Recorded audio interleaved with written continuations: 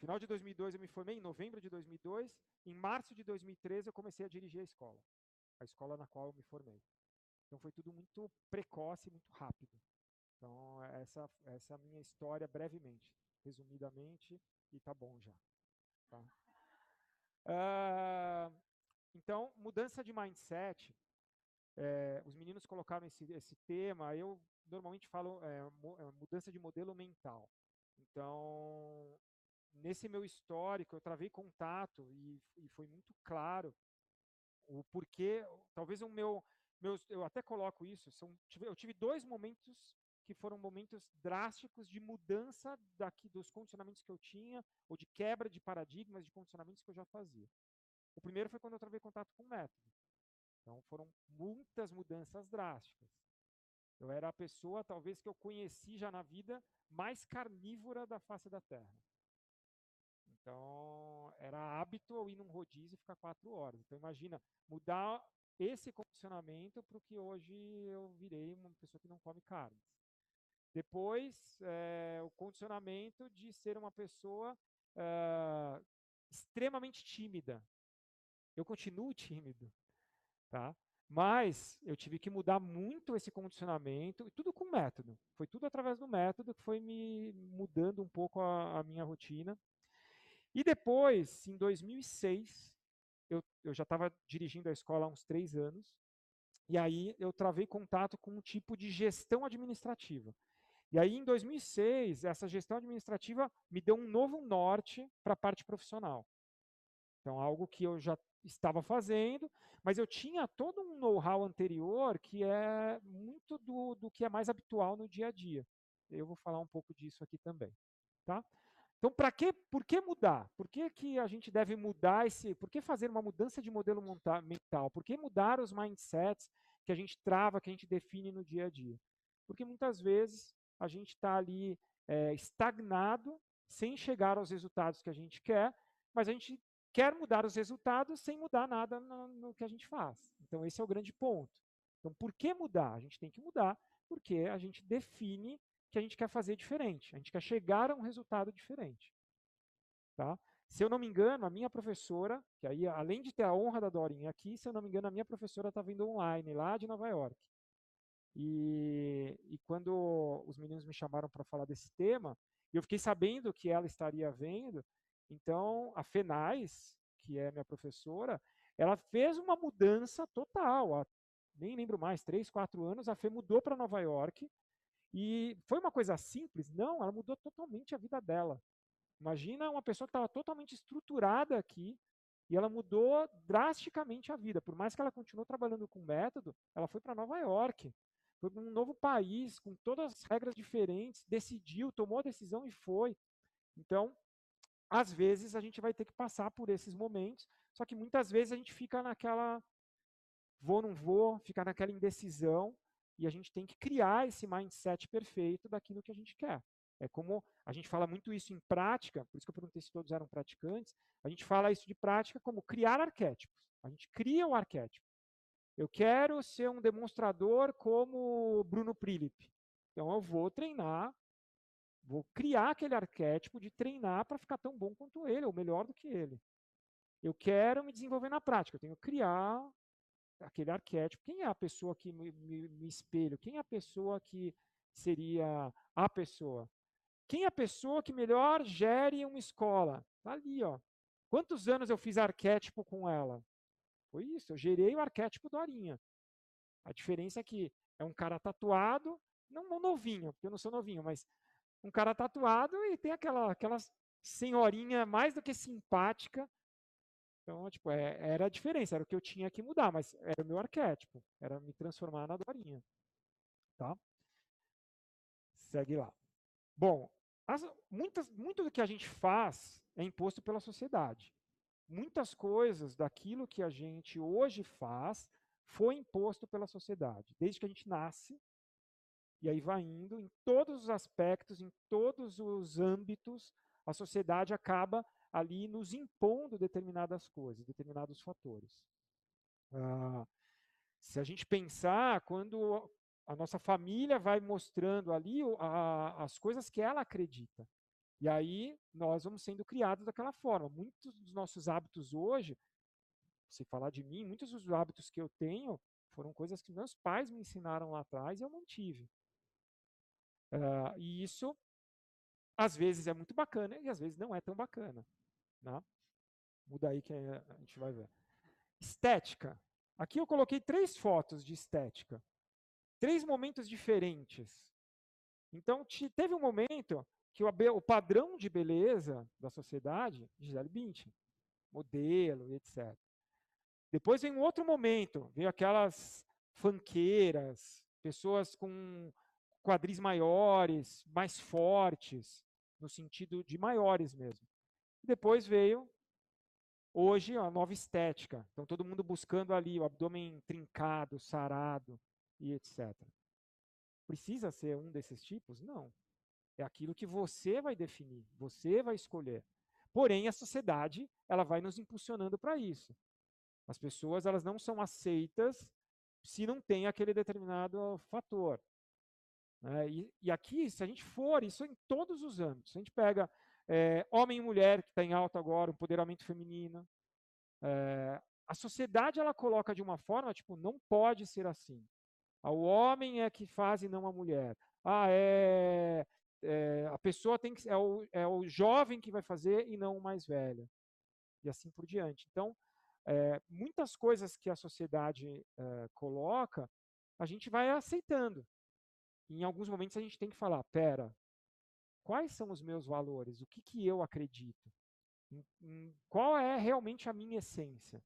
Quando a Má falou assim, a gente tem os mesmos valores. Então, provavelmente sim, a gente compartilha dos mesmos valores, a gente acredita nas mesmas coisas, a gente gosta das mesmas coisas. Eu tenho muita afinidade com ela, exatamente porque talvez eu tenha encontrado na Má uma pessoa que tenha esses mesmos valores, e aí eu vou compartilhando. O trabalho em equipe, hoje eu tenho uma equipe de 13 instrutores, que estava falando para as meninas, eu tenho uma equipe de 13 instrutores, e cada um deles, se eu pego a foto da minha equipe inteira, cada um deles são muito diferentes entre si, muito diferentes. E aí, só que a gente vai criando, vai gerando uns mesmos valores. Então a gente consegue conviver, trabalhar e dar um respeito mútuo entre a forma de cada um ser. Só que, infelizmente, hoje na sociedade não é bem assim. A sociedade ela vai e nos traz. Esse é o novo formato. Vamos todo mundo atrás daquele corpo. E não necessariamente é o corpo que eu quero. Eu, particularmente, eu não gosto desse corpo, por exemplo. Né? Mas a sociedade, ela coloca dessa forma. Pode passar. Alimentação. Então, se a gente for falar de alimentação, daria aqui, acho que, várias horas a gente falando. Quantas vezes vocês ouviram assim, o ovo é legal e o ovo não é legal? Agora é a fase da clara de ovo. A gente só vai comer a clara, porque não pode comer a gema. Depois o outro momento agora vamos comer clara e gema. Depois outro momento, agora não pode comer tantos. Aí agora você come tantos ovos por dia. Agora você não come tantos ovos por dia, só pode comer um.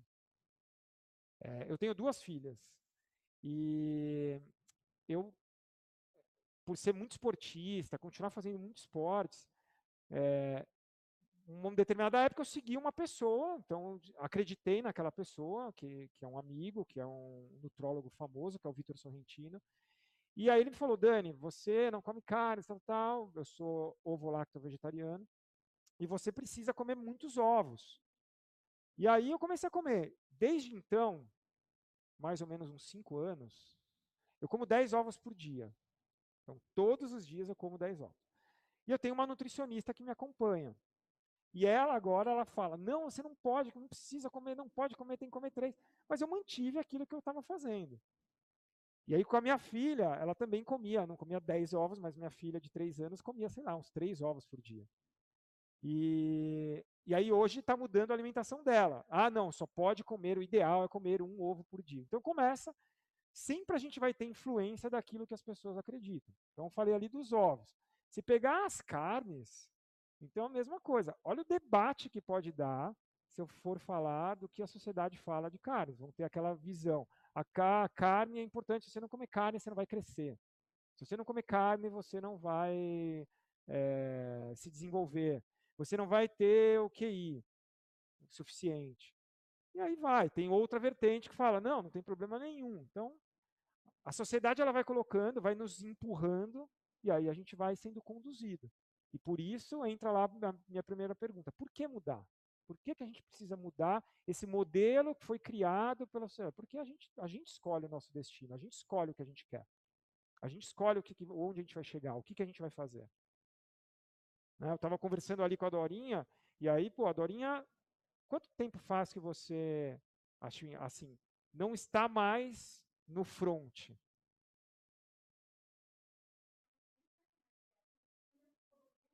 Uns 4 anos, mais ou menos? Menos? 2? 2 anos? Bom, 2 anos, tá. Então, assim, a Dorinha, há 2 anos, ela optou, eu não quero mais ficar no front. Eu vou fazer aquilo que eu quero, que eu acredito. Então, ali, naquele momento, ela tomou uma decisão. E seria mais comum? Não. É uma escola bem-sucedida, é uma escola que ela está ali no processo total de liderança. Então, é algo que ela tomou naquele momento uma decisão. Ela criou um mindset perfeito que era: eu quero estar mais próximo da minha família, eu quero estar mais, não tendo essas obrigações empresariais. Então é isso, ela está aqui, está fazendo, está feliz, vai lá, vem, conversa com um, conversa com o outro. É isso. Então, em muitos momentos, a gente fica num impasse de tipo, eu mudo ou não mudo? Muitos momentos, de verdade. Uh, Hoje eu dou aula para até falei para ele, eu dei aula ontem para ele, falei, vou citar o seu exemplo. Então, o Alexandre Mantovani é um dos grandes jogadores de pôquer do Brasil, do mundo, na verdade. E eu estou dando aula para ele, estou fazendo um acompanhamento com ele. Não conhecia nada de pôquer, nada, zero de pôquer. Comecei a conhecer um pouco agora por causa dele, mas nunca foi uma coisa que eu fui apaixonado, e ainda não é minha paixão. E ele, em muitos momentos, ele teve que criar e mudar o direcionamento para onde ele estava indo. Então, para quem não sabe, existe o poker online e existe o poker presencial, aqueles que a gente vê em Las Vegas, as pessoas jogando e tal. Então, existem os dois tipos de poker, online e presencial. O foco dele era o online. Sempre foi o online. Ele é conhecido por ganhar grandes títulos no online. E aí, em determinados momentos, as pessoas começaram a influenciá-lo a fazer uma outra coisa que não era o que ele queria. Então, de novo, a sociedade entrando no caminho e falando assim, ó, você tem que fazer isso. Não, a gente não tem que fazer nada. A gente tem que fazer se nós acharmos que é o caminho ideal. E aí ele começou a ir por essa linha de raciocínio, de mudar, foi lá, ficou o ano passado inteiro jogando mais campeonatos presenciais, que não era o grande motivador dele. E aí ele ficou um período infeliz. Aí agora voltou a voltar a jogar o online pontualmente, eventualmente faz os jogos presenciais. Mas é uma coisa que as pessoas estavam empurrando. Ele estava fazendo pelos outros e não por ele. Tá? Então é um processo que é interessante a gente observar. O porquê que a gente está fazendo as coisas. Se é pelos outros ou se é por nós. Tá? Não que não seja interessante você também fazer pelos outros. Muitas coisas eu faço pelas minhas filhas e para minha esposa. Mas a gente tem que entender, será que a gente não está abrindo mão totalmente do que a gente acredita porque os outros estão falando? Então é algo para a gente observar. Ah, pode deixar aí. Ali atrás eu falei da carne, falei dos ovos, tinha o leite. Alguns anos, as pessoas são da minha idade, eu tenho 44 anos, as pessoas são da minha idade, tipo, nem se falava em intolerância à lactose. Nem se falava disso. Eu tomava 3 litros de leite por dia. Aí agora eu fui sentir que o leite me dá intolerância. Mas não se falava. A sociedade começou a se falar mais disso. Então as coisas vão aparecendo e não necessariamente éramos assim. Então, é algo para se observar. Aí eu coloquei educação, não sei se vocês conhecem, eu gosto muito desse cara, e aí eu coloquei eu sempre coloco nas minhas palestras, nos meus cursos, eu coloco, se possível, um vídeo desse cara. Eu vou colocar esse videozinho, eu vou compartilhar com vocês, para vocês verem um pouquinho. E é muito legal que ele fala da educação. E aí talvez alguns de vocês vão pegar ali o cerne da coisa sobre educação. O nome dele é IA, ele é um rapper norte-americano, e ele faz sempre coisas pontuais sobre mudanças na sociedade. Então, se puder colocar, agradeço. Ah, já passou, tem que voltar. Aí tem que dar o play ali, aí aumentar ali embaixo.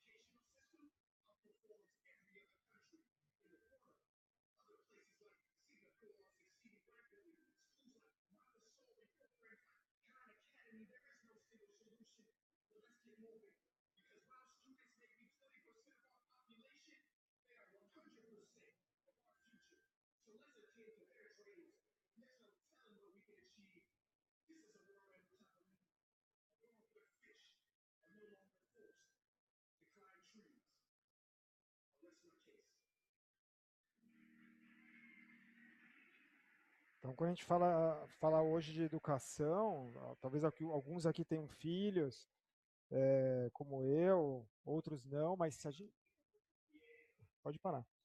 Se a gente pensar, as escolas, aquele ensinamento padrão das escolas, hoje está caindo por terra. Hoje tem várias escolas aí mudando o seu formato, mudando o seu formato e mudando a forma de ensinar, a forma de passar conhecimento, porque já era.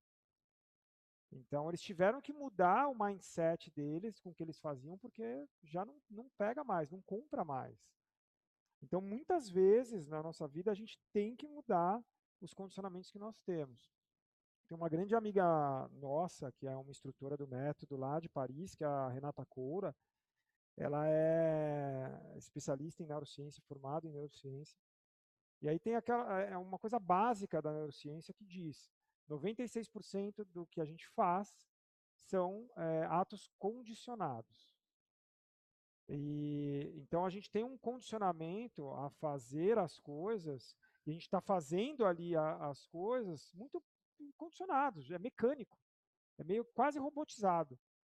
E um exemplo que eu ouvi uma vez, que ficou muito claro isso para mim: todo mundo aqui já dirigiu ou dirige? Ou tem alguém que nunca dirigiu? Beleza. Todo mundo já dirigiu, não? Já. Então, assim, quando você fez 18 anos aqui no Brasil, né? Você fez 18 anos, você vai dirigir? Tenta lembrar, tenta resgatar na sua memória a primeira vez que você pegou o carro, já com a carteira, e saiu na rua. Tenta imaginar como foi. Tenta lembrar. Péssimo, por quê? Como o carro morria, medo, falta de prática, o que mais? Não faz a curva direito, tem que pensar em 1000 coisas ao mesmo tempo, tem que olhar em todos os retrovisores, tem que mudar a marcha. Você está ali, tipo, é difícil, é super difícil. Para quem, todos aqui já passaram, a primeira vez, ela é complicada. Naquele momento, a gente está fazendo uma coisa muito nova, uma coisa que a gente não entende. Hoje, você dirigindo, faz uma comparação. Você fica pensando, olha, agora eu tenho que pisar na embreagem, mudar para a primeira, depois pisar na embreagem, mudar para a segunda. Ah, não, mas eu tenho carro automático. Tá bom. Você vai acelerar e brecar. Você fica pensando. Não, simplesmente acontece. Você faz. Então, hoje, dirigir para todos nós já é algo que está condicionado. A prática, o que os meninos ensinam aqui em São Bernardo, é algo que vai fazer com que você utilize e minimize esse percentual de 96% e consiga ampliar os 4% que vão gerar novos condicionamentos. Então, a ideia não é fazer tudo no mecânico, tudo no robotizado. A ideia é você usar mais a sua mente. Então, esse exemplo do carro ele é muito claro para todo mundo que já dirigiu, só se você nunca tivesse dirigido. Mas a tendência é, primeira vez, você está lá pensando milhões de coisas. Hoje já não pensa mais, você está fazendo. A prática, ela quer fazer com que nós chegamos num processo de intuição gigantesco, e que não façamos as coisas robotizadas, não da forma que está ali, tudo da mesma forma sempre. Que a gente tem essa consciência maior sobre aquilo que a gente faz. Quando a gente muda para o mundo corporativo, para quem aqui trabalha, trabalhou ou algo parecido, esse é o padrão. O padrão está aqui. O padrão ele vem do exército de uma empresa. Então tem lá o CEO ou diretor geral, aí passa ali para os subdiretores, gerentes, e vem a pessoa que em cima decide, é passado lá para baixo, chega lá embaixo, o cara simplesmente executa. Essa é a ideia das grandes empresas. Precisa ser assim? Não. Está errado ser assim? Não. Mas como você acredita? Quando eu falei que em 2006 eu tive uma forma diferente de mudar o meu jeito de administrar, o meu jeito de gerir a escola, a primeira coisa que me caiu a ficha era isso, porque isso foi o que foi ensinado pelo meu pai. Meu pai me ensinou a trabalhar no ramo plástico. Ele tinha uma das grandes empresas do ramo plástico no Brasil. E ele me ensinou isso aqui. Era a forma como eu aprendi, é a forma como eu aprendi na faculdade, que eu fiz administração, e depois eu travei com. Só que não era uma forma que estava gerando efeito, principalmente dentro da nossa instituição. Não gerava dessa forma, não funcionou para mim. Isso quer dizer que as empresas não dão certo nesse formato? Dão. Só que tem que ver o quanto você está feliz trabalhando ou gerindo pessoas nesse formato. Tá?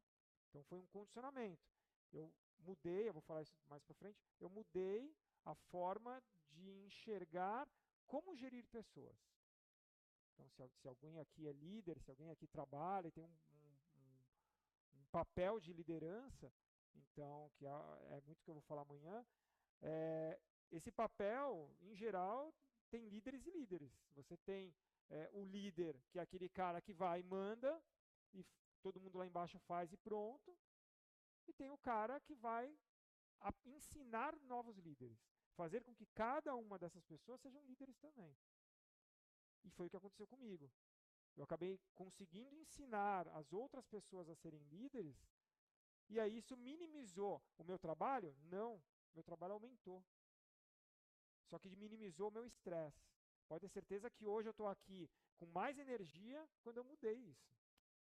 Porque antigamente, se eu continuasse trabalhando no mesmo nível de estresse que eu tinha, nossa, mas você trabalha com o método de Rose, você não vai ter estresse? Para. Isso é uma viagem interplanetária. Porque, na verdade, eu trabalho com um método de qualidade de vida, de alta performance, um estilo de vida diferente, mas eu sou ser humano. Eu vivo numa sociedade com seres humanos. Então, estresse a gente pega. Demorei 1h40 para chegar aqui. Então, agora, como eu enxergo hoje essa 1h40? Talvez há 15 anos atrás, há 20 anos atrás, eu já teria chegado aqui explodindo todo mundo. Ainda mais no meu auge do arquétipo jiu-jiteiro, de nervoso, de estressado. Pode mudar, Mal. Lembra? Se tiver dúvidas, vão perguntando.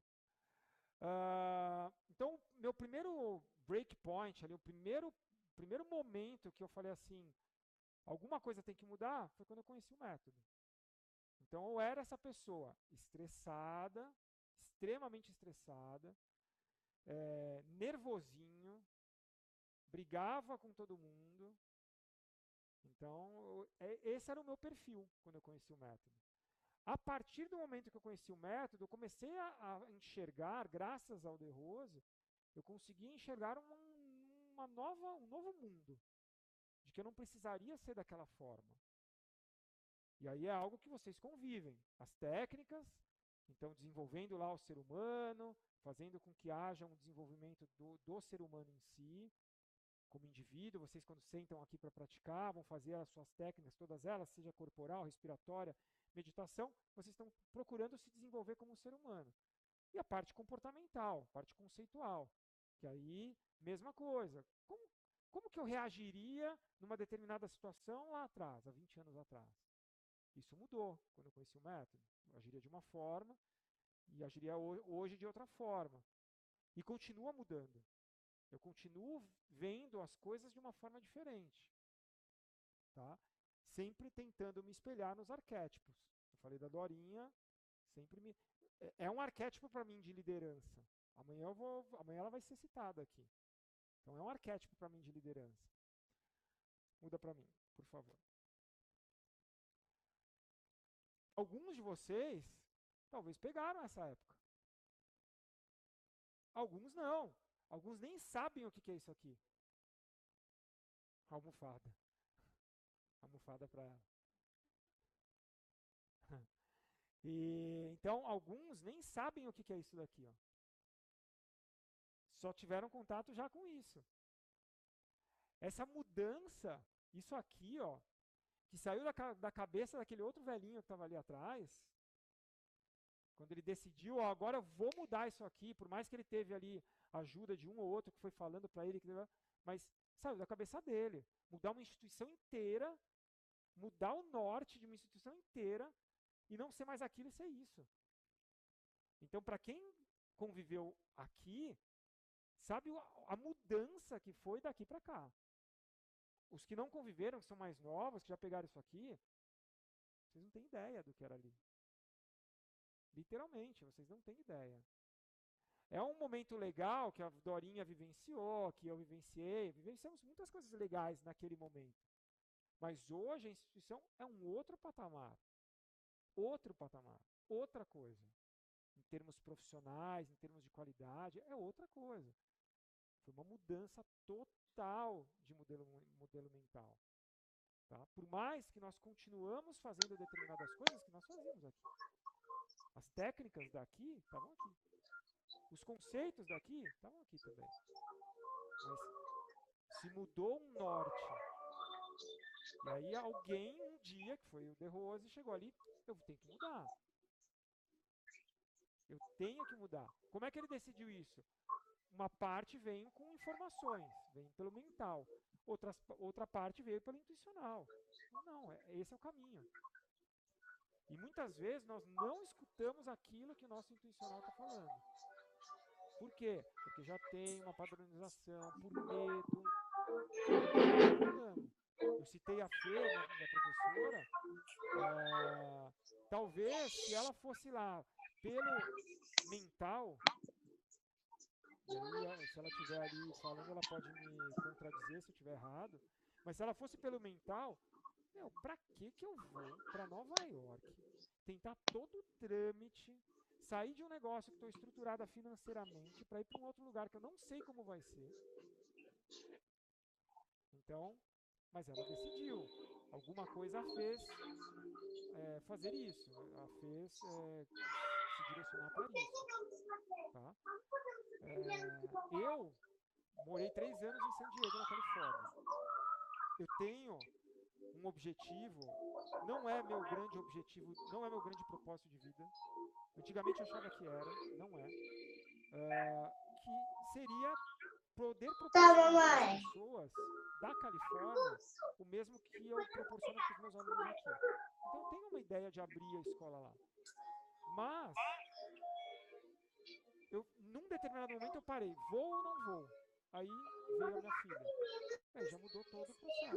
Então, dependendo dos fatores que acontecem, você vai traçando o contato. Mas você define. Você é que define para onde você vai. Isso está muito claro para vocês. Muitas vezes a gente breca e não toma a decisão. E a gente fica ali num sofrimento.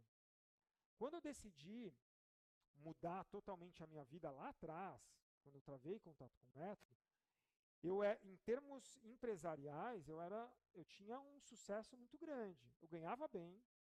A minha empresa, ela trabalhava numa vertente do plástico que trabalhava com construção. Eu fazia juntas de dilatação. Junta de dilatação é algo que você coloca no piso para não rachar o piso. Então, em grandes construções se coloca isso. E eu tinha uma das maiores empresas que fazia essas juntas de dilatação. Só que eu odiava. Eu estava ali por 2 motivos. Porque eu consegui ser bom em fazer a empresa crescer. e, consequentemente, tinha um resultado financeiro que estava tranquilo. E 2, pelo meu pai, porque meus irmãos não seguiram o que meu pai fez. Então havia uma pressão em mim para que eu fosse o cara que ia seguir o que meu pai construiu durante anos. E aí eu fiquei anos amargurado porque eu não fazia o que eu gostava. E na época, se eu fosse fazer o que eu gostava, seria abrir uma academia de jiu-jitsu e viver do jiu-jitsu. E fiquei trabalhando, até que eu conheci o método. Quando eu conheci o método, eu falei assim, bom, eu gostei disso. Eu vou ter a mesma oportunidade de ensinar como poderia ensinar no jiu-jitsu aqui, só que outra vibe, outras pessoas, tudo diferente. Então, tá, mas e meu pai?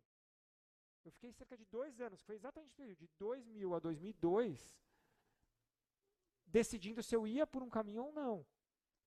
E aí, naquele momento, eu falei assim, não, agora é a minha vida. Não é deixar o meu pai feliz.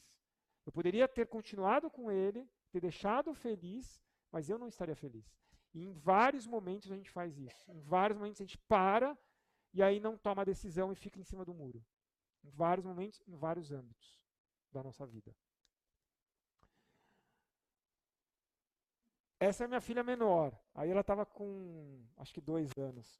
Por aí, 2 anos, exatamente. A Sara já estava na barriga da Fabi.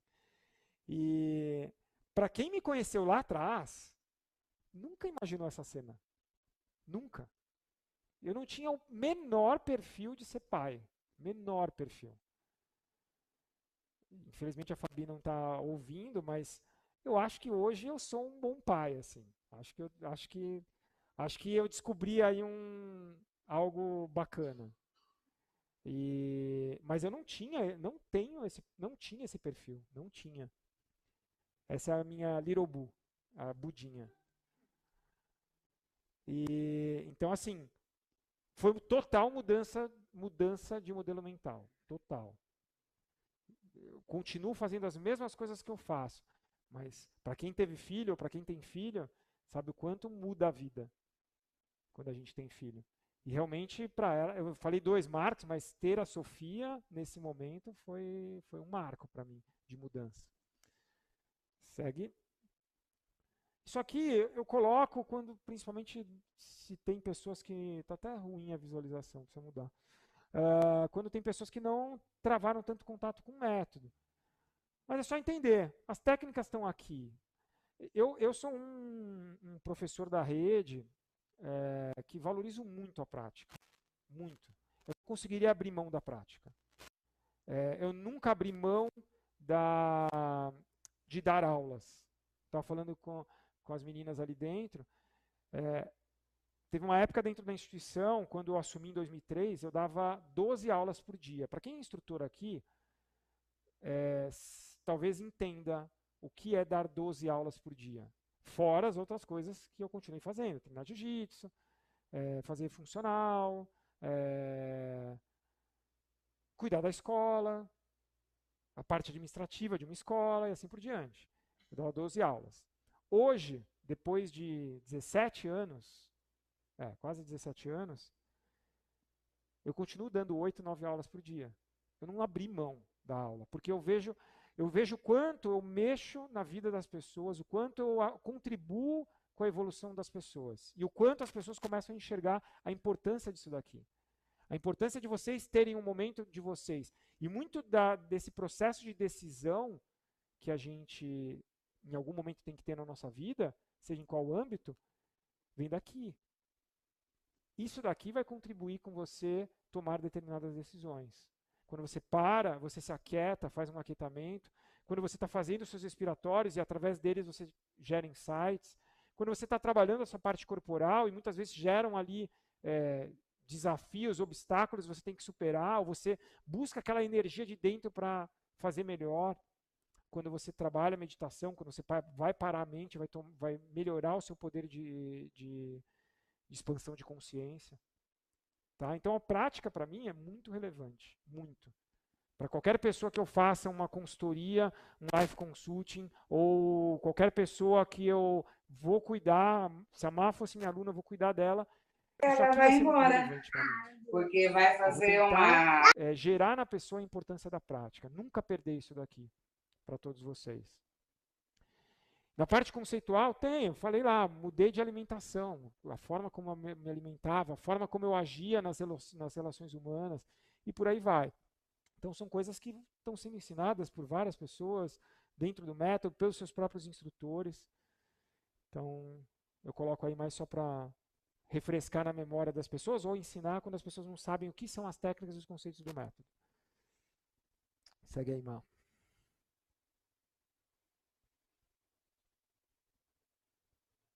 Ah, é.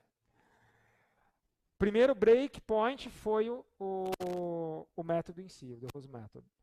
Segundo breakpoint, entrou isso aqui, que é a metanoia. Metanoia é um termo que significa mudança de modelo mental. A metanoia foi desenvolvida por um cara muito bacana que escreve livros muito legais, eu particularmente gosto muito, que é o Roberto Tranjan. Então, ele tem hoje um treinamento, eu nunca fiz o treinamento com ele. O histórico de eu conhecer a metanoia foi através de um aluno que era uma pessoa que tinha travado contato com o Tranjan, aprendeu com o Tranjan, e ele viu em mim, e viu na escola, e viu no método, algo que se encaixava com esse pensamento de gestão administrativa. E esse foi o meu segundo breakpoint. Em 2006, eu já estava dirigindo a escola com 3 anos, e eu cheguei num ponto, talvez a Dorinha nesses 35 anos em algum momento tenha pensado assim, não sei, mas eu pensei. A Má talvez com 2 anos talvez já tenha pensado assim ou não. De falar assim, eu vou jogar essa porcaria para cima, não quero saber de mais nada disso. Foi mais ou menos, em 2006 eu estava assim, ó, eu não quero saber mais de escola. Eu vou ser instrutor em alguma escola, muito mais fácil. Para que eu vou ter dor de cabeça? Para que eu vou liderar a equipe? Para que eu vou tocar uma escola inteira? Eu vou ser instrutor de uma equipe. Era isso exatamente em agosto de 2006, no Festival de São Paulo. Para quem já foi no festival, eu lembro exatamente um sábado à noite, esperando lá a festa do festival, e eu conversando com um aqui, aí saía daqui, conversava com outro ali, porque eu não queria mais o estresse que uma empresa gerava, o estresse que uma equipe me gerava. E aí, esse meu aluno falou, Dani, eu conheço um tipo de gestão administrativa que é totalmente diferente do habitual. E talvez hoje seja o momento de você vivenciá-la. E aí ele me apresentou essa gestão. E aí quando ele apresentou a gestão, eu falei, vou tentar. É minha última alternativa. Se não for nesse caminho, dancei. Vou realmente para uma outra escola. E aí eu travei contato com a metanoia, o Daimar. A metanoia ela se baseia em 3 itens: alma, corpo e mente. Então, quando a gente trabalha a gestão dessa forma, e um detalhe, é uma gestão administrativa. Só que é uma gestão administrativa que mexeu tanto comigo que eu acabei gerando isso daqui, gerindo dessa forma a minha vida. Então, na verdade, eu enxergo dessa forma o meu casamento, as minhas amizades, a minha empresa. Então, eu acabei mudando totalmente a forma de enxergar as coisas através desses pilares. Né? Hoje não, já há alguns anos, até com a minha, eu fiquei anos dando consultoria administrativa e empresarial junto com a minha professora para algumas escolas da rede. Hoje eu dou sozinho, ela está em Nova York, então eu dou sozinho, mas já ajustado um pouco, não é totalmente baseado da forma como eu aprendi lá em 2006, mas a estrutura se manteve, entre elas esses 3 termos. Pensa na sua vida. Alma são as pessoas relacionadas àquele ambiente que você está se propondo. Então, por exemplo, se a gente pegar a escola de São Bernardo, o que é a alma? É a equipe de São Bernardo.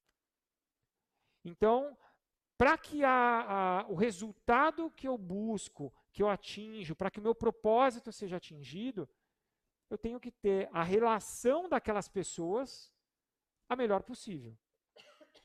Se não for na empresa, então vamos lá, eu e a minha esposa, eu e Fabi, se a nossa relação marido e mulher não estiver muito clara e muito bem definida, isso ferra tudo o restante. Então pensa na empresa que você trabalha, pensa na sua casa. Se a relação das pessoas que convivem não estiver bacana, temos um dilema. Tá? Então, quando a gente treina, é trabalhar a alma. Empresarialmente, muitas vezes quando eu vou dar uma consultoria para empresas, eu pergunto assim, como é que está a relação da equipe? Está ótima, está excelente. Nossa, aqui a gente não tem briga, aqui todo mundo se ama, aqui todo mundo passa uma semana, saiu metade da equipe.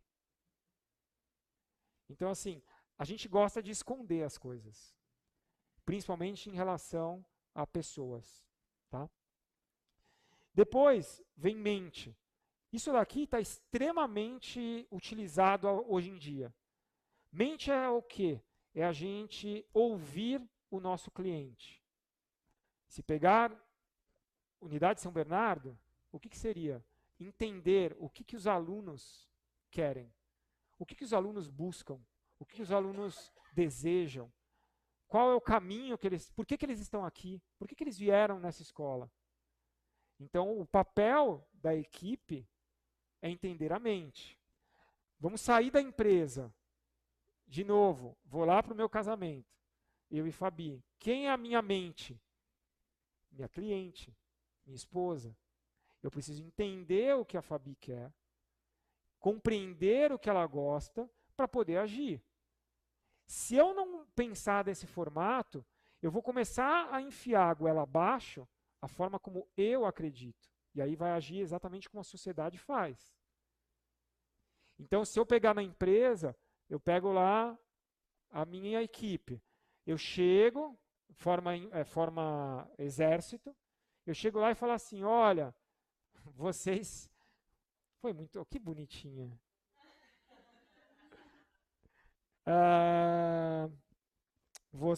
Você vem, você chega aqui e fala, você vai fazer assim agora.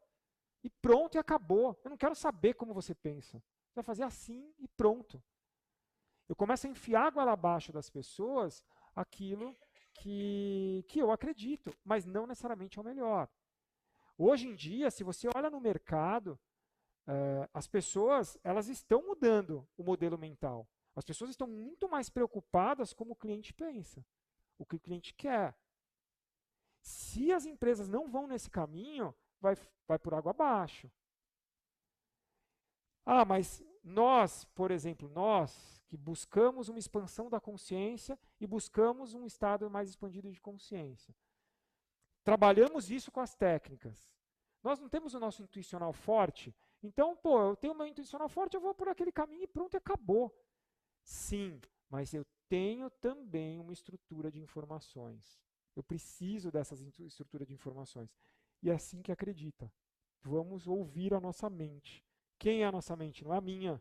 São as pessoas que convivem comigo, aquelas pessoas que são, seja minha esposa, meus amigos, seja um grupo de amigos, seja um grupo de pessoas que trabalham juntas, como é o caso dessa escola, e assim por diante. Se a Dorinha chega aqui, ou agora a Má, né? Chega a Má aqui e fala assim, agora vocês vão fazer isso, o Mário vai fazer assim, acabou, acabou. A tendência, daqui a pouco o Mário não está aguentando mais ouvir a Maricel e vai embora. Porque ele não vai aguentar mais. Não fazer, não se sentir parte daquilo. Isso é uma tendência hoje. Tá? E corpo. O corpo dentro da gestão é você ter muito claro qual é o resultado. O que você almeja como resultado? Muitas vezes as pessoas elas não definem isso, elas não sabem o que é. Segue, Mark, eu acho que a gente vai falar mais disso. Então, alma. Como é que a gente trabalha a alma? Então, a minha visão. E aí, algo que também mudou totalmente o meu modelo mental. Totalmente. As relações interpessoais, elas são muito importantes. Para qualquer coisa que a gente faça, a não ser que nós fôssemos sadhus ou ermitões, vivendo lá na caverna sozinhos, e até assim eu acho que nós teríamos em algum momento de conviver com as pessoas, nós precisamos trabalhar melhor as nossas relações interpessoais. E algo que eu utilizo na minha vida, em geral, desde 2006, foi o hábito do feedback. Então, feedback, putz, mas todo mundo fala feedback, todo mundo caiu meio que, a palavra em si caiu meio que numa mesmice e talvez numa coisa que perca a força que tem isso. Mas aprender a ouvir o outro e aprender a falar aquilo que você pensa. Então, isso foi uma mudança drástica na minha vida como ser humano. Então, realmente ser mais transparente, realmente falar mais para as pessoas aquilo que eu acredito. E também saber ouvi-las. A gente não sabe ouvir. A tendência do ser humano é não ouvir. A tendência do ser humano é falar, falar, falar. E se alguém falar alguma coisa diferente de você, é eu pegar e vou dar todas as argumentações possíveis e imagináveis para mostrar que a pessoa está errada. E isso foi algo que mudou efetivamente o meu resultado, tanto profissional como pessoal e por aí vai. Porque eu comecei a gerar um vínculo maior entre as pessoas a partir do momento que eu comecei a estimular as pessoas a fazerem isso. E eu era uma pessoa extremamente reativa. Extremamente reativa. Até hoje ainda, eu odeio errar. Sou extremamente competitivo. Porém, eu comecei a aprender a ouvir as pessoas. Eu não mostro isso aqui, eu mostro isso amanhã. Mas existe um. Alguém já ouviu falar da janela de Ohari? Fora os instrutores. Alguém já ouviu falar disso? Já? As duas? É um estudo bem bacana. Johari é o nome dos dois que criaram esse estudo, que fala das relações interpessoais. Ele divide-se em quatro, não tenho aqui para mostrar, mas divide-se em quatro quadrantes. Existe arena, existe fachada, existe ponto cego e existe desconhecido. Então, numa relação entre dois seres humanos, esses quatro quadrantes eles existem sempre, sempre vão existir. Nunca vai deixar de existir um deles, sempre existem os quatro. E o mundo ideal da relação interpessoal é quando a arena é o maior quadrante possível. Todo mundo está entendendo o que estou falando? Não? Sim? Então, a arena deveria ser. Tudo bem, não vou sujar. Não, tudo bem, tudo bem. A arena é o maior quadrante. Vamos falar sobre eles. A arena é quando a relação é transparente entre as duas pessoas. As pessoas elas têm uma relação tão transparente, tão clara, tão nítida, tão genuína, que aquela relação é muito forte. Então eu sei como a Má pensa, ela sabe como eu penso. Então, por mais que às vezes ela se irrita comigo ou eu me irrito com ela, a gente sabe como os dois pensam. Verdadeiramente como os dois pensam. Então esse é o mundo ideal, a arena grande. Existe o outro quadrante que é fachada. Todos nós temos fachada. Todos, sem exceção. Tá? Não adianta falar que você não tem, que você tem. Certo? Mas como assim fachada? Digamos que eu sou muito tímido, como eu falei. Mas eu quero ser um palestrante, ou eu quero ser um docente, ou eu quero dar aula. Eu tenho que criar uma fachada de que eu não sou tímido. Porque se eu me posicionar aqui de forma tímida, eu não vou ganhar nenhum de vocês. Eu não vou conseguir dar um curso. Então eu tenho que criar uma fachada. Normalmente, nós, seres humanos, criamos essas fachadas para chegar a um determinado objetivo. Então, se você não quer passar uma imagem fraca dentro da empresa, você cria uma imagem da pessoa forte, mas chega em casa está se desaguando de chorar. Mas você cria imagens. Então você cria fachadas. Todos nós criamos. E só esse quadrante. Então, qual é a ideia? A arena grande diminui os outros três. Então, eu vou ter menos fachada. Isso quer dizer que eu vou ficar sem fachada? Não, vou ter. Sempre a gente vai ter. Só que a ideia é que não tenha tanto. Que eu consiga me mostrar verdadeiramente para as pessoas. Então, isso é total mudança de modelo mental. Depois, o outro quadrante, que é ponto cego. Algo que também está muito em alta agora, essa linguagem do ponto cego, que é Quantas vezes as pessoas enxergaram em você determinadas atitudes que você tem, mas que você não enxerga? E aí chegam lá 10 pessoas e estão falando, mas você continua batendo o pé que eu não sou assim. Só que as pessoas estão te mostrando que é. A sua atitude é essa. Então, quando a gente tem essa atitude transparente, quando eu aprendo a ouvir as pessoas e aprendo a falar dos meus sentimentos, eu começo a diminuir esses pontos cegos, porque as pessoas estão me falando como elas me enxergam. Eu estou falando para as pessoas como eu as enxergo. Então, consequentemente, são menos pontos cegos. E muitas vezes os pontos cegos é aquilo que mais atrapalha uma relação interpessoal. Tá? E o último quadrante é mais simples. Eles são excentricidades. O desconhecido é algo que as pessoas ainda não viram em mim e nem eu vi em mim. Mas em algum momento vai aparecer algumas características. Então, esses 4 quadrantes existem. Qual é o mundo ideal? Eu diminuir os outros 3 e deixar a arena muito simples. Então, quando há uma relação muito transparente dessa forma, é o mundo ideal. Pergunta? Não. Não, né? Não, você estava assim, achei que tinha alguma pergunta. Não, tá bom. Então, isso foi algo que realmente transformou minha vida nas relações com as pessoas. Começar a criar esse hábito, a gerar esse hábito. Óbvio que tem todo um formato, dentro da gestão tem todo um formato de como nós fazemos, de como nós passamos essa informação. Entre elas, aprender a não responder. O hábito normal das pessoas é responder. Então, se eu chegar para a Má e falar assim, nossa, Má, você foi extremamente agressiva quando você me recebeu aqui. A tendência da Má é, não, mas espera aí, eu não fui agressiva. Quanto que eu fui agressiva? Eu? Agressiva? Não, mas eu fui agressiva. Você está falando que eu fui agressiva? Eu fui agressiva porque você chegou aqui em cima da hora. Eu já estava nervosa que você estava chegando. Entendeu? A gente tem essa tendência. A gente começa a querer argumentar para sempre estar certo.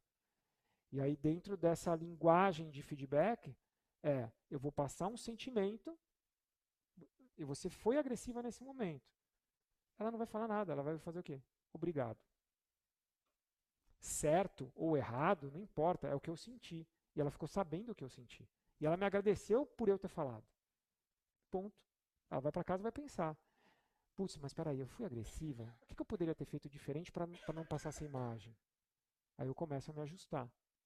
Então é algo que a gente vai trabalhando isso no dia a dia. Mudando. Então, mente, eu já falei lá no início, né? Definir o seu público e conhecer profundamente seu cliente. A gente precisa entender quem é o nosso público. E, de novo, isso aqui é uma linguagem nesse momento empresarial, mas eu posso direcionar isso para qualquer coisa na minha vida. Tá? Então, definir quem são os meus clientes agora. São os meus amigos? Então, eu sei quem são os meus amigos, então deixa eu conhecer eles. Como que eles gostam da nossa conversa, da nossa relação? Como que eles gostam que seja essa relação? Como é que aquela pessoa... Então, se eu pego lá o Mário, como que o Mário é? Porque o Mário é totalmente diferente da Maricel. Lá no videozinho da educação, é bem isso. Eu quero pegar todo mundo e quero agir da mesma forma que todo mundo. Não vai dar certo. Isso é uma mudança total de modelo mental. Se eu chegar aqui, eu vou dar aula para vocês. Vamos lá, vamos dar aula. Então, é uma coisa que para os instrutores vale. É uma coisa que eu faço com a minha equipe. Não existe aula montada. Não existe. Não existe. Não tem. Se eu chegar aqui, a Fabi, além de esposa, é amiga e minha monitorada. A instrutora hoje, que é minha monitorada. E a Fabi, nos primeiros anos como instrutora, tipo, a gente chegava à noite, eu cansado, e ela vinha assim, não, porque amanhã eu vou dar uma aula, você pode ver se a aula tá boa, a aula que eu montei? Eu falava, não quero ver. Não quero. Por quê? Porque ela vai dar uma aula para vocês. Aí ela prepara uma aula. Eu vou dar uma aula forte, muscular, cheia de coreografia, porque, nossa, vai ser sensacional. Na cabeça dela, ela criou o arquétipo perfeito da aula sensacional. Certo? Aí chegaram aqui 2 pessoas. Uma delas está com luta jiu-jitsu, machucou os punhos e os tornozelos. Não vão conseguir fazer muscular. Já acabou com ela. Aí chegaram 3 alunas que não sabem nada de coreografia e que odeiam coreografia. E aí ela vai estar com aquela aula dela, vai fazendo o quê? Então, assim, o trabalho ele começa a ser mais personalizado, a enxergar para quem eu estou oferecendo, o que eu estou oferecendo, por que eu estou oferecendo. E aí, dentro disso, o trabalho de mente é fazer esse levantamento. Então, se eu. Uma das perguntas que eu fiz para os meninos é quem são as pessoas que estão aqui hoje? Porque eu queria saber quem era, qual o público. Com quem que eu estou falando? Eu estou falando com pessoas que não praticam, que são empresários e vieram aqui, é uma linguagem.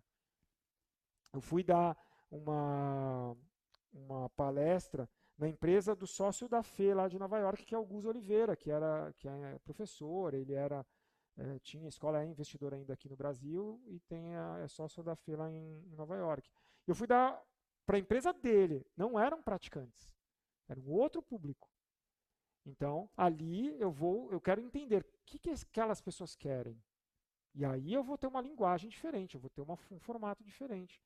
Então pense nisso na sua vida inteira. Mudar esse condicionamento. Começar a pensar mais para quem que você vai fazer. Se eu vou sair com a Fabi, eu tenho que entender o que a Fabi gosta. Se eu chegar e falar assim, Fabi, vamos no... A Fabi é muito fácil. A Fabi não é um parâmetro. A Fabi, qualquer coisa que eu fizer levar ela, ela vai estar feliz.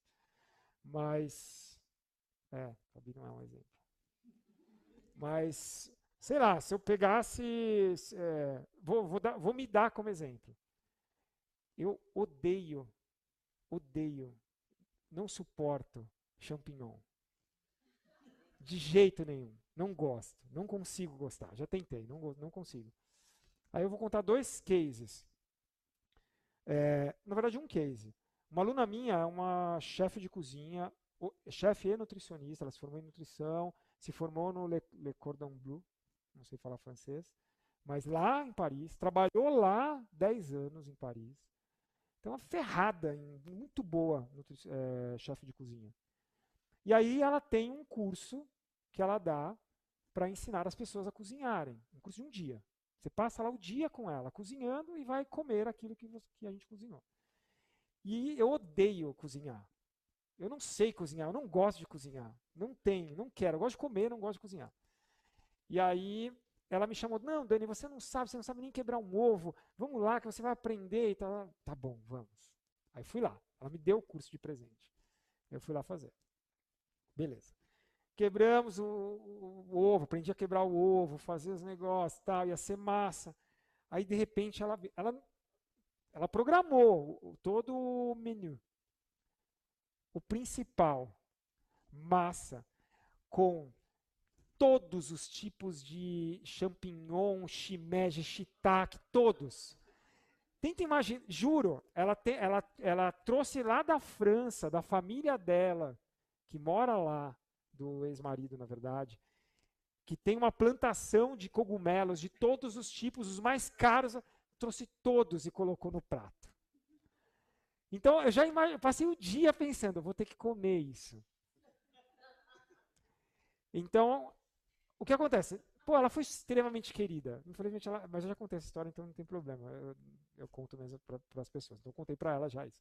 Mas naquele dia, eu não consegui falar para ela que eu não gostava de champignon. E para mim foi terrível. Quando chegou no final, que a gente vai jantar, e eu vou comer aquilo, que eu tinha que comer quase engolindo cada. E aí no final ainda eu fui pegando, tentando não pegar todos os champignons. Então, assim, no caso dela, ela não entendeu o cliente dela. No caso ali, ela me deu de presente, super querida e tal. Tenta imaginar se fossem clientes mesmo, contratando, e o cara não gosta de champignon. Então já teria queimado o filme por melhor que... E eu tenho certeza, se vocês gostam de champignon, foi a melhor massa que poderia alguém ter feito.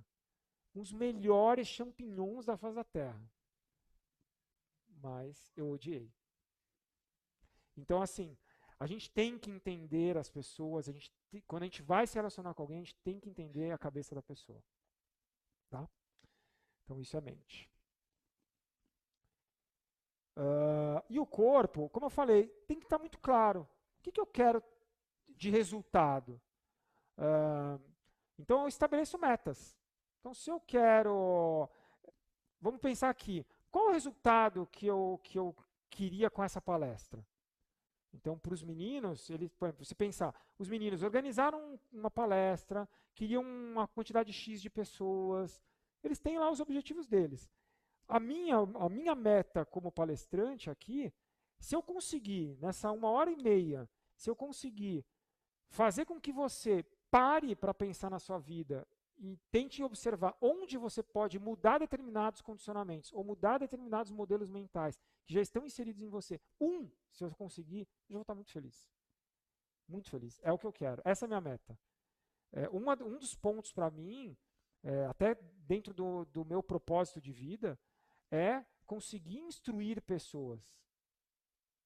Conseguir fazer com que as pessoas cheguem aos seus objetivos da melhor forma possível. Então, se eu conseguir isso, eu estou muito feliz. Mas sempre eu tenho que entender qual é a meta em tudo que eu faço. Se eu for sair, citando a Fabi toda hora, se eu for sair para jantar com a Fabi, eu tenho que ter qual é a minha meta.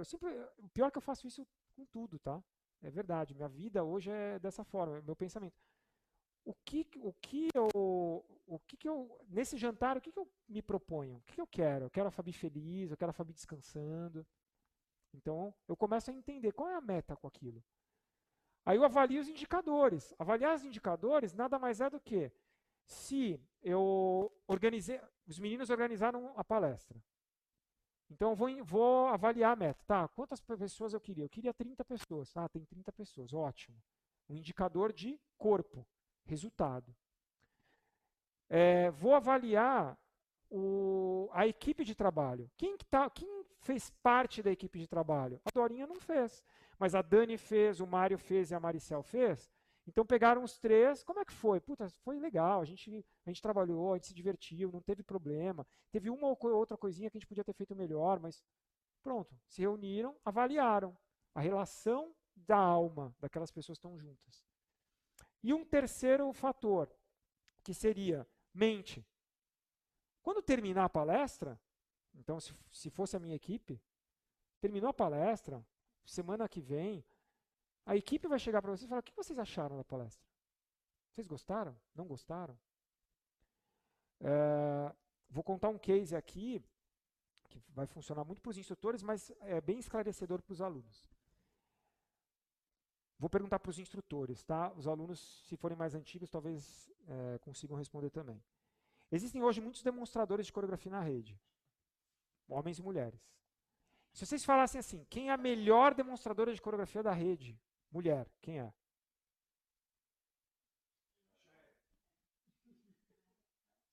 Foi unânime. Tá? Tati. É sensacional. Mas é quase unânime colocar a Chael como a grande demonstradora. Para quem não conhece, vá procurar no YouTube as coreografias dela. Realmente ela tá num patamar diferente. E continua isso já há muito tempo. Eu lembro dela ensinando uma ex-namorada minha, também demonstradora, em 2005. E ela tinha uma coreografia nova a cada semana. Então, assim, tá num patamar assim diferente. Chael. Beleza. Chael se transformou em docente. Ótimo, vou poder trazer a Chael da Argentina e vir dar aula na minha escola. Meu pensamento. Na época, eu não trabalhava dessa forma. Peguei a Chael. Então, Chael, vamos lá. Enchi o curso. Tinham, sei lá, 30 pessoas fazendo o curso na minha sala de prática. Curso de coreografia. Que era um tema que estava em alta na minha escola. Tudo ótimo. Pô, tive um resultado que eu esperava, curso lotado, trouxe a Chael que eu queria. Um detalhe que eu vacilei. O que os meus alunos, minha mente, o que a mente queria? Era só coreografia? Eu não me aprofundei. A minha mente queria montar uma coreografia. Algo que eu poderia ter dado, que qualquer instrutor da minha equipe poderia ter dado. Eles não queriam fazer um curso de coreografia na profundidade que a Chael deu. Foi um dos melhores cursos que eu já fiz na minha vida, dentro da instituição. Os alunos odiaram. odiaram. Por quê? Porque eles não queriam aquilo. E ela tem, para quem já fez, é um curso muito foda. Desculpa a palavra. Muito. Ela imita os animais, ela gera em você, ela instiga em você uma vontade de se movimentar, de fazer coreografia. Muito bom, muito bom. Ela tem conhecimento absurdo. Só que eu, falha minha, não soube casar o que os meus alunos queriam com o que ela ia ensinar. E aí eles saíram, legal, o curso foi legal e tal, mas o que eu queria mesmo era ter uma sequência de coreografia para passar de grau, ou uma sequência de coreografia para treinar em casa. Era isso que eles queriam. E eu não ouvi. Então, muitas vezes, pensa aí no dia a dia de vocês. Quantas vezes nós fazemos as coisas sem ouvir o que as pessoas querem? Isso, para mim, dentro de tudo que hoje eu faço, talvez a maior mudança que eu tive foi começar a ouvir as pessoas. Começar a entender o que as pessoas querem. Tá? Pode seguir. E propósito é uma coisa que hoje está muito em alta. Esse nome, alta, baixa, algumas pessoas odeiam o termo, outras pessoas gostam do termo. Tanto faz o nome que você der. Eu acho que o principal que eu tenho para falar em propósito, para a gente encerrar, é que vocês entendam e saibam aquilo que vocês realmente querem deixar de registro no mundo. Um dos livros do Tranjan, que eu citei, chama Pegadas. Antigamente chamava Pegadas, hoje acho que é Metanoia Passo a Passo, se eu não me engano. E ele fala disso. Quais são as pegadas que você quer deixar no mundo? Então, acho que o propósito maior, mais do que, eu quero ir morar na Califórnia, ou eu quero comprar uma casa. Isso é um objetivo. Mas qual é o seu propósito real? O que você quer deixar no mundo? E se você não sabe sobre isso, se você nunca pensou sobre isso, para pensar. Fica como sugestão de um livro extremamente simples, eu tenho indicado ele já há alguns anos, que é O Velho e o Menino, do Tranjan. Um livro fininho, simples, fácil de ler, mas que começa a dar uma esclarecida a respeito de propósito, do que realmente vocês querem fazer, do que vocês se propõem a fazer. Vale a pena. Tá? Uma leitura muito fácil e super indico. Então, assim, hoje, vários instrutores, a Má é uma delas, que pode dar, por exemplo, um life consulting para descobrir o seu propósito de vida. E vale a pena. Vale a pena a gente entender um pouco mais sobre nós mesmos. E muitas vezes a gente acha que sozinho a gente consegue e às vezes a gente não consegue. Então às vezes a gente precisa de uma pessoa de fora, meio uma pessoa fora da caixa, fora de você para às vezes abrir a sua mente para determinadas coisas, que é o que nós instrutores fazemos quando damos aula para vocês. Então às vezes nós colocamos determinadas técnicas para que a sua mente abra, para que a sua mente se expanda. Tá? E o mesmo vale, acho que o propósito, o principal mesmo é vocês entenderem. Às vezes a gente não para pensar. A gente nunca parou para pensar. Qual é o nosso verdadeiro propósito? Há alguns anos, o meu propósito, se perguntassem para mim, o que você quer da vida? Qual é o seu grande propósito de vida? Eu quero morar na Califórnia, ter a minha escola na Califórnia. Esse era o meu grande propósito de vida. E aí, quando eu fui aprofundar, eu vi que não era bem assim. Que eu tinha determinados valores que para mim era muito mais relevante. Talvez um deles, que está aqui, que é família, talvez um deles me fizesse até ir morar na Califórnia, pela segurança, por tudo que não tem aqui, em determinados fatores, outras coisas tem lá que não tem. Mas talvez fosse, mas não era o meu propósito de vida. Meu propósito de vida hoje é muito mais do que isso. Só que eu não parava para pensar. Então vinha a ideia do que eu queria conquistar. Era ter uma escola na Califórnia, morar lá, morar de novo lá. Mas depois, quando eu fui aprofundar, eu vi que não era. E eu aprofundei com quem? Com outra pessoa. Outra pessoa me mostrou isso. Outra pessoa me estimulou a pensar dessa forma. Tá bem? Pode mudar a minha, acho que... Isso. Dúvidas? Alguma coisa que vocês queiram perguntar? Só eu fiquei falando aqui. Então, se tiverem alguma dúvida, à vontade. Se não tiver, aí vocês se veem livres de mim. Pelo menos para alguns até amanhã.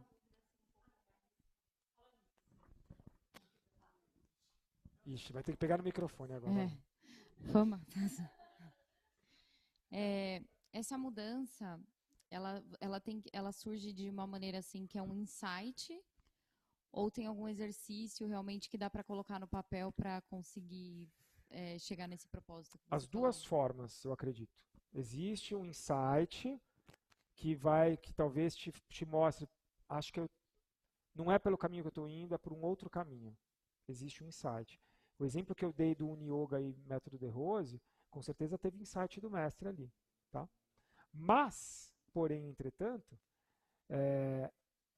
talvez as coisas que estavam acontecendo naquele período de tempo, dentro da sociedade, os fez, então deu um respaldo para que ele tomasse a decisão.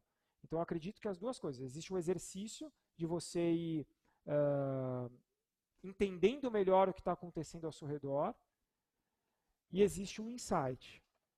Só que aí tem um gatilho, que o problema é esse. O problema não é só você entender que precisa de uma mudança. O problema é quando eu faço essa mudança. Quando eu vou ter a atitude de fazer a mudança. Entende?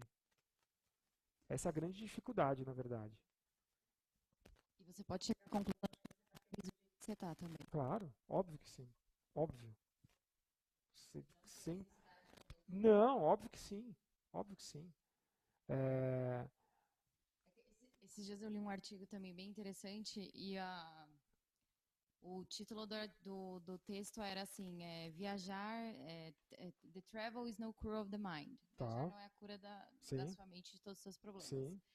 E aí ele falava muito disso, que as pessoas tentavam sair desse padrão achando que era a solução para a felicidade, para a alegria, aí caíam num padrão de novo, só que num país diferente, se deparavam com aquela situação que elas não queriam, né? E no final a felicidade delas estava em encontrar dentro daquele momento e dentro daquele padrão o que ela realmente gosta de fazer, como por exemplo você citou que é priorizar a sua família. Perfeito. E assim, mas na verdade, aí eu não sei, mas aí às vezes tem gente que realmente precisaria viajar e a felicidade é viajar e tem outras pessoas não, mas e como que você vai ponderar isso? Se perguntar aqui, se juntar aqui eu e a Maricel, talvez pra gente viajar seja importantíssimo. Importantíssimo. Se a gente não viajar, a gente tem um surto. Mas o que eu acredito é assim, você não necessariamente... Existe algo que até eu ouvi a primeira vez com o Gustavo, que eu citei, o Gus Oliveira, que são os dois motivos pelos quais a gente faz tudo na vida. Ou a gente foge da dor, ou a gente busca o prazer. Então, muitas coisas que a gente faz, a gente está fazendo porque a gente está fugindo da dor. Isso não necessariamente, e muito provavelmente não é o melhor caminho. Não? Então, muitas pessoas que decidem, vou largar tudo e vou morar tá fugindo de alguma coisa, vai chegar lá e vai continuar. Agora, se o prazer, que eu falei, morar na Califórnia, para mim, talvez em algum momento, vai ser a busca pelo prazer. Eu gostaria de gerir a minha família nos Estados Unidos. Eu tenho essa vontade, assim como a Fernanda acabou indo. Eu tenho essa vontade.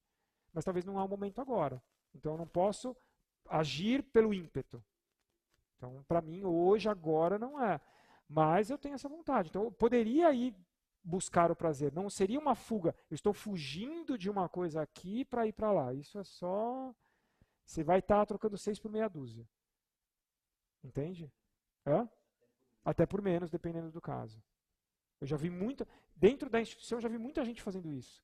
A pessoa não está feliz aqui, aí ela vai tentar no outro lugar, mas vai continuar agindo da mesma forma, não vai mudar nada. Nada. Então, essa mudança que vai acontecer, ela vai acontecer. Em algumas coisas vai mudar, outras coisas você vai, putz, eu vou aprender, talvez mudar, caso a caso. Não dá para eu generalizar. Tá? Quando eu falo de mudança de modelo mental, quanto nós estamos presos a um condicionamento. Então é nesse sentido. Talvez o condicionamento, eu preciso ir para fora viajar. Não, não preciso. Eu posso viver aqui, posso talvez mudar outros condicionamentos que me fazem feliz aqui. Aí vem desde relacionamento, trabalho, amizades e por aí vai. Tá? Hábitos no dia a dia. Mais alguma coisa? Não? Cansado, né? Tá bem. Bom, obrigado por terem vindo. Alguns talvez eu veja amanhã. E a gente vai conversar bastante amanhã. Tá? Se não, obrigado por estarem aqui, por me ouvirem. E espero que tenham gostado. Tá bom? Obrigado.